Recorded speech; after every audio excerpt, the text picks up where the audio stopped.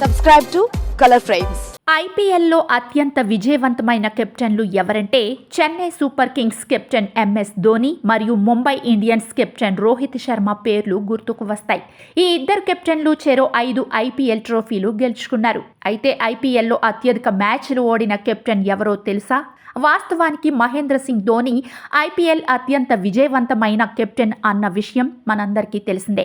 Dhoni Chennai super Kings ను 5 సార్లు champion గా నిలబెట్టాడు. అయితే ఐపీఎల్లో అత్యధిక మ్యాచ్లు ఓడిన కెప్టెన్ల జాబితాలో మహేంద్ర సింగ్ ధోని నెంబర్ 1 స్థానంలో నిలిచాడు. వినడానికి ఆశ్చర్యంగా ఉన్నా ఇదే నిజం.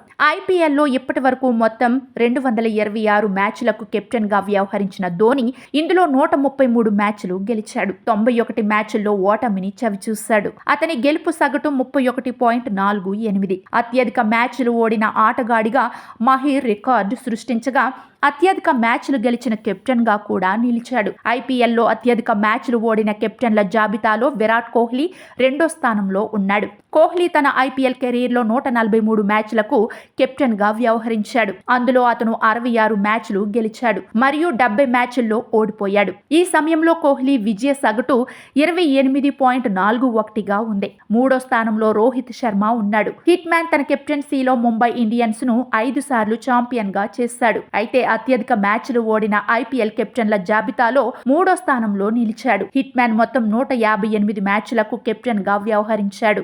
అందులో అతను 87 మ్యాచ్లు గెలిచాడు మరియు 67 మ్యాచ్ల్లో ఓడిపోయాడు. అయితే ఇప్పటి వరకు అత్యధిక మ్యాచ్లకు కెప్టెన్ గా వ్యవహరించిన ధోని పేరు ఈ లెక్కల్లో అగ్రస్థానంలో వస్తోంది.